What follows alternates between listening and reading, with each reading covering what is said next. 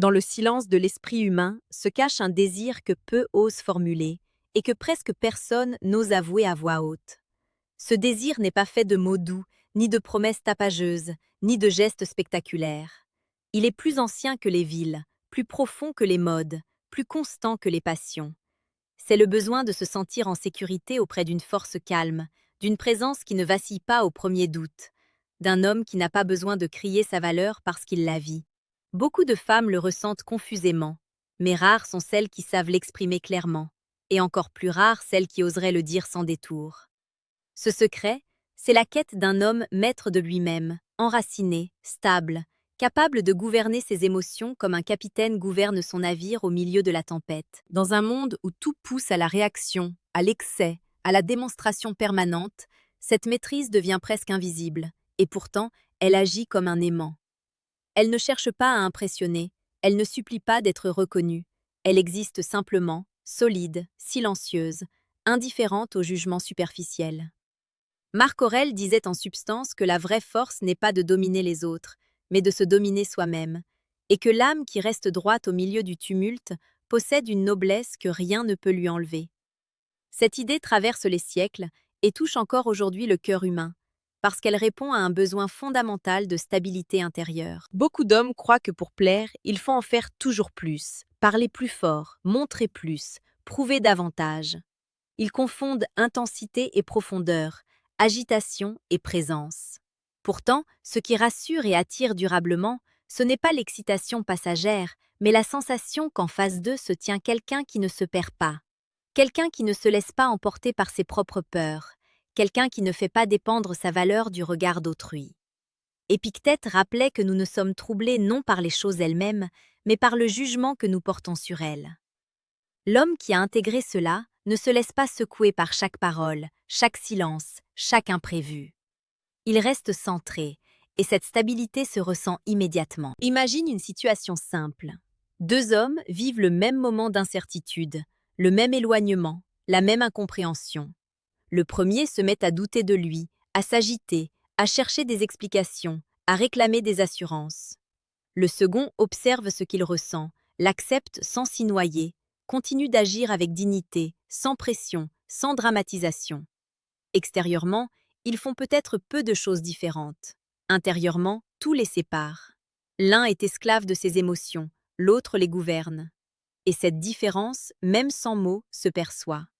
Elle crée un contraste puissant entre la dépendance et la solidité. Sénèque expliquait que celui qui se connaît et s'appuie sur sa propre raison ne peut être véritablement ébranlé par l'opinion des autres. Cette indépendance intérieure n'est pas froideur, ni indifférence, mais liberté.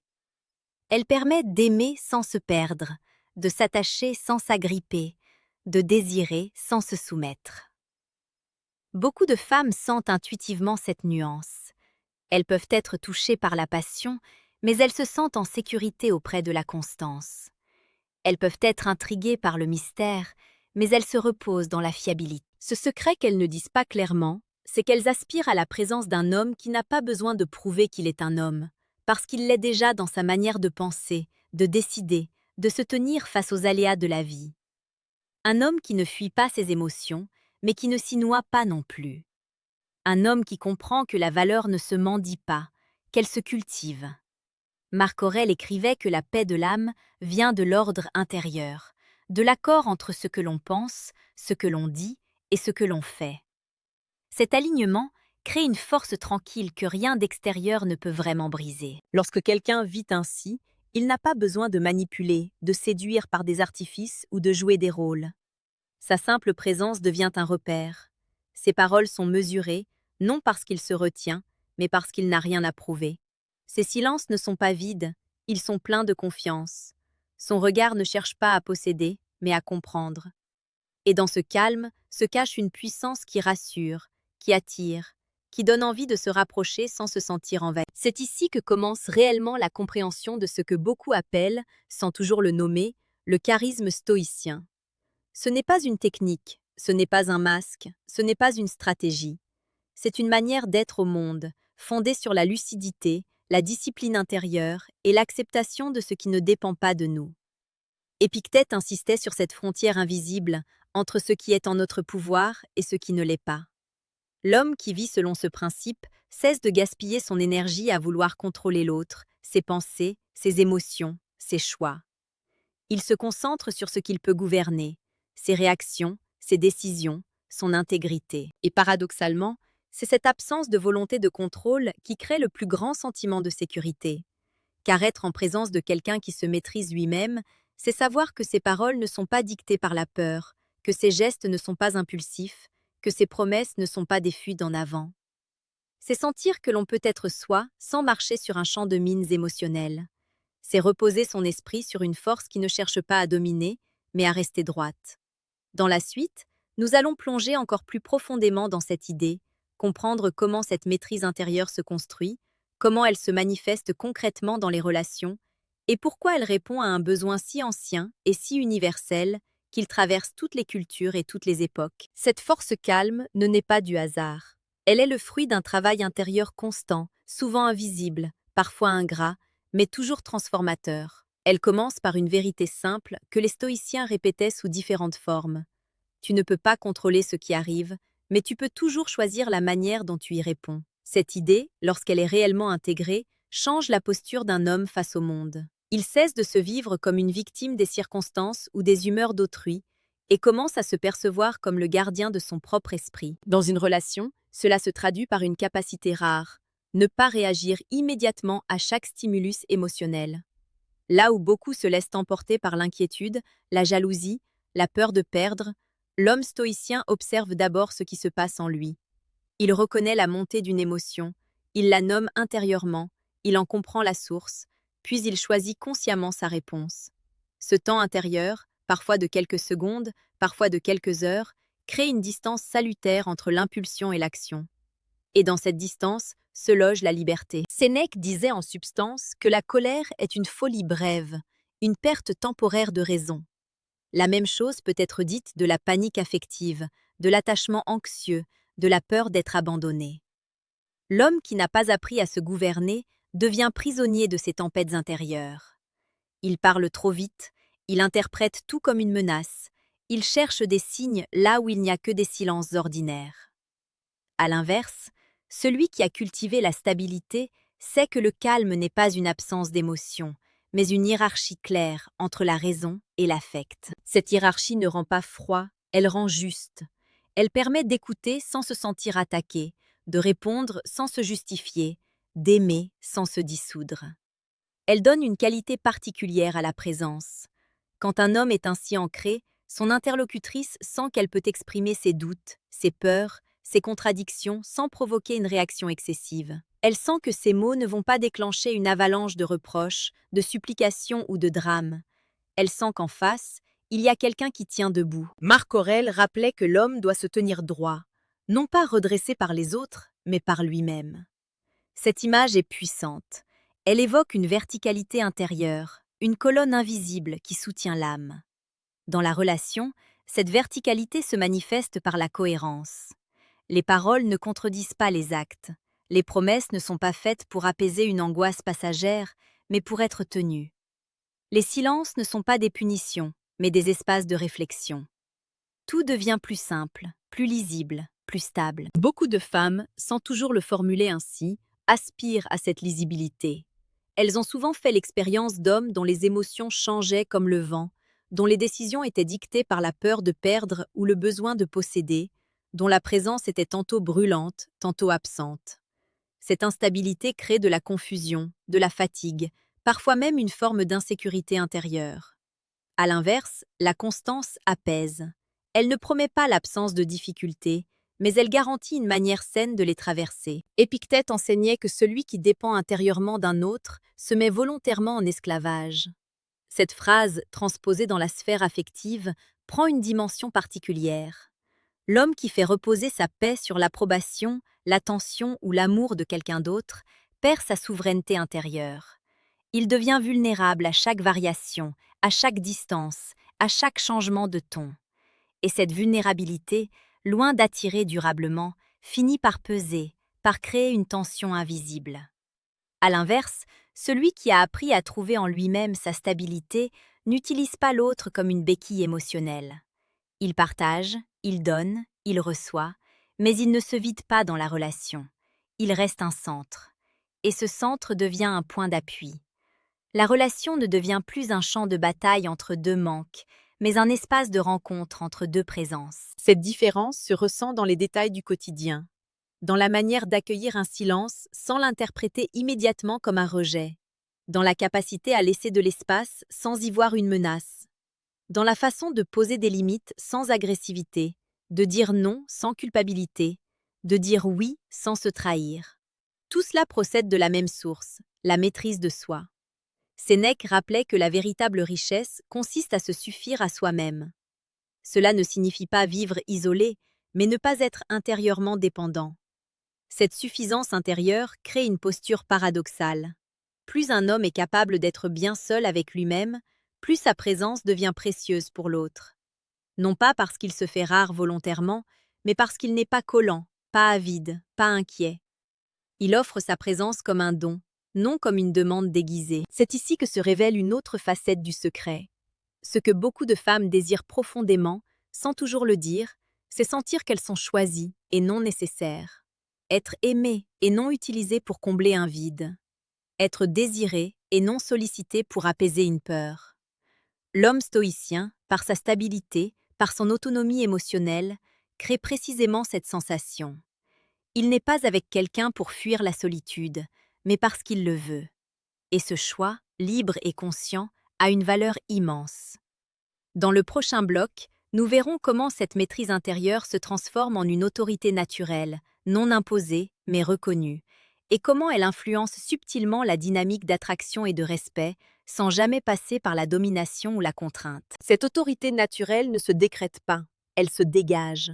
Elle ne vient ni du volume de la voix, ni de la posture physique, ni même du statut social. Elle émane d'un accord intérieur, d'une cohérence profonde entre ce que l'homme pense, ce qu'il ressent et ce qu'il fait. Quand cet accord existe, les autres le perçoivent instinctivement. Il n'a pas besoin de s'imposer, on le reconnaît. Il n'a pas besoin de convaincre, on l'écoute. Il n'a pas besoin de se justifier, on le comprend. Marc Aurèle expliquait que l'homme sage agit conformément à sa nature raisonnable, sans se laisser détourner par les passions désordonnées ou les opinions changeantes. Cette fidélité à soi-même crée une forme de gravité tranquille, une stabilité qui inspire le respect. Dans une relation, cela se manifeste par une capacité à prendre des décisions sans agitation, à assumer ses choix sans arrogance, à reconnaître ses torts sans s'effondrer. Ce mélange de fermeté et d'humilité est rare, et c'est précisément cette rareté qui le rend si puissant. Beaucoup confondent autorité et domination.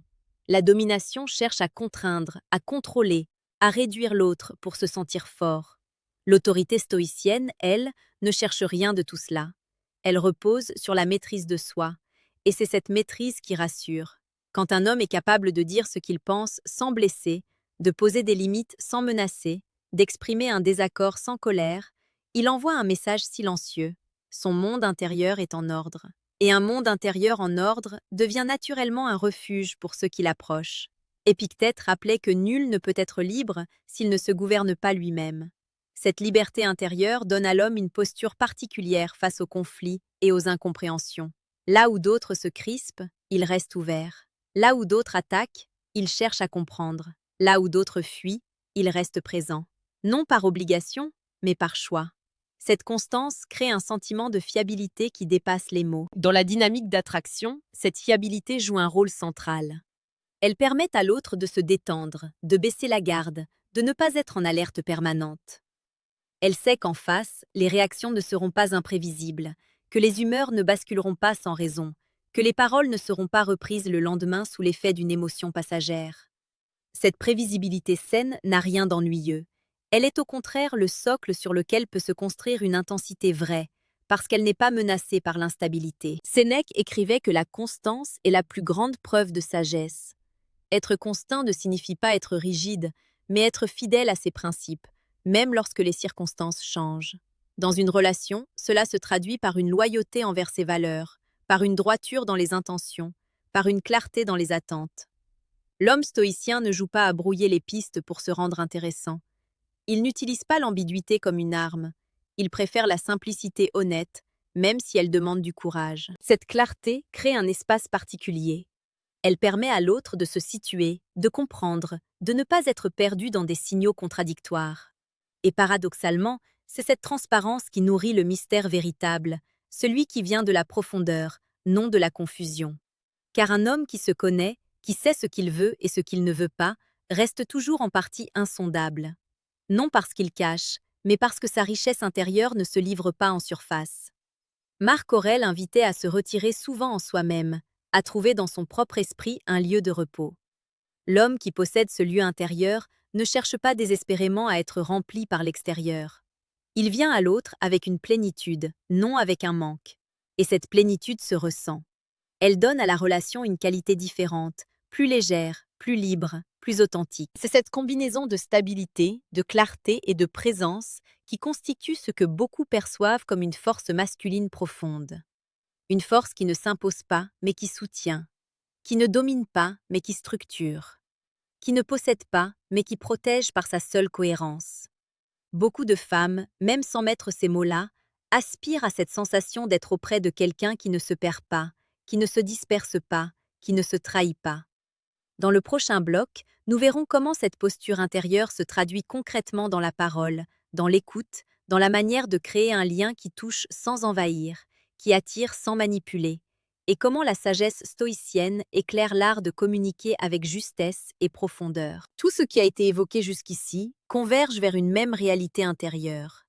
La maîtrise de soi, l'autorité tranquille, la parole juste, l'écoute profonde, la constance émotionnelle ne sont pas des techniques isolées, mais les manifestations d'un même centre.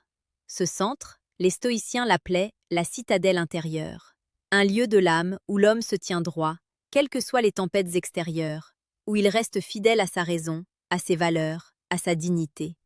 Marc Aurèle rappelait que l'homme ne doit pas chercher la paix dans la fuite du monde, mais dans l'ordre de son propre esprit. Lorsqu'un homme vit à partir de cet ordre, sa présence devient naturellement structurante pour ceux qui l'entourent. Il ne cherche pas à séduire par la promesse, mais par la cohérence. Il ne cherche pas à retenir par la peur, mais par la confiance. Il ne cherche pas à posséder, mais à partager une stabilité. C'est cela, au fond, le secret que beaucoup de femmes ressentent sans toujours pouvoir le formuler. Elles ne cherchent pas seulement des émotions fortes, ni des mots rassurants, ni des gestes spectaculaires. Elles aspirent à la sécurité que procure une âme qui se gouverne elle-même. Une sécurité qui ne dépend pas des circonstances, ni des humeurs, ni des fluctuations du désir, mais d'une solidité intérieure. Épictète enseignait que la vraie liberté consiste à ne pas être esclave de ses passions. Un homme libre intérieurement n'est pas imprévisible, il est fiable. Il n'est pas distant, il est posé. Il n'est pas froid, il est stable. Cette stabilité crée un espace où l'autre peut être elle-même sans crainte de provoquer une tempête, sans peur d'être rejeté pour une émotion, sans anxiété de voir l'amour se transformer en dépendance. Sénèque disait que l'homme sage est celui qui reste le même dans la prospérité comme dans l'adversité. Dans la relation, cela signifie rester le même dans la proximité comme dans la distance, dans l'harmonie comme dans la tension, dans l'attachement comme dans l'incertitude. Cette constance est rare, et c'est précisément pour cela qu'elle est si précieuse. Incarner ce secret, ce n'est pas jouer un rôle, ce n'est pas imiter une posture, ce n'est pas appliquer une recette. C'est travailler sur soi, chaque jour, dans les petites choses. C'est apprendre à observer ses réactions avant de les exprimer. C'est apprendre à accepter ce qui ne dépend pas de soi sans se résigner intérieurement. C'est apprendre à dire ce que l'on pense sans blesser, à écouter sans se défendre, à aimer sans se perdre. C'est dans cette discipline intérieure que naît une présence qui n'a pas besoin de se justifier. Une présence qui rassure sans promettre. Une présence qui attire sans manipuler. Une présence qui inspire le respect sans l'exiger. Et cette présence, beaucoup de femmes la reconnaissent instinctivement, même si elles ne la nomment pas, même si elles ne la demandent pas explicitement. Elles la ressentent comme un refuge, comme une évidence, comme un point d'ancrage dans un monde souvent instable. Petite parenthèse, les amis, j'ai créé un manuel complet sur la séduction stoïque. Il t'apprend comment parler avec maîtrise pour créer une vraie attraction. Le lien est en première ligne de la description. Cette pub sera une seule fois dans toute la vidéo et surtout presque à la fin de la vidéo. On continue. Le véritable pouvoir d'un homme ne réside pas dans ce qu'il obtient des autres, mais dans ce qu'il ne laisse pas les autres lui enlever, sa paix intérieure, sa clarté, sa dignité. Marc Aurèle écrivait que rien ne peut nuire à l'homme tant qu'il ne permet pas à son âme d'être corrompue. Cette intégrité est la source ultime de l'attraction profonde, parce qu'elle est la source de la confiance. Lorsque tu incarnes cette stabilité, tu n'as plus besoin de courir après l'attention, elle vient d'elle-même. Tu n'as plus besoin de prouver ta valeur, elle se perçoit. Tu n'as plus besoin de forcer le lien, il se crée naturellement. Tu deviens un homme qui choisit, et non un homme qui supplie. Un homme qui partage, et non un homme qui dépend. Un homme qui avance droit, et non un homme qui vacille au gré des émotions. C'est cela que beaucoup de femmes désirent au fond d'elles, parfois sans en avoir pleinement conscience. La présence d'un homme qui ne se perd pas, qui ne se trahit pas, qui ne se dissout pas dans la relation, mais qui y apporte une colonne vertébrale intérieure, une stabilité, une paix. Et c'est peut-être là la leçon la plus simple et la plus profonde du stoïcisme appliqué aux relations humaines. En devenant maître de toi-même, tu deviens naturellement un repère pour l'autre. Non par domination, non par contrôle, mais par la force tranquille d'une âme en ordre.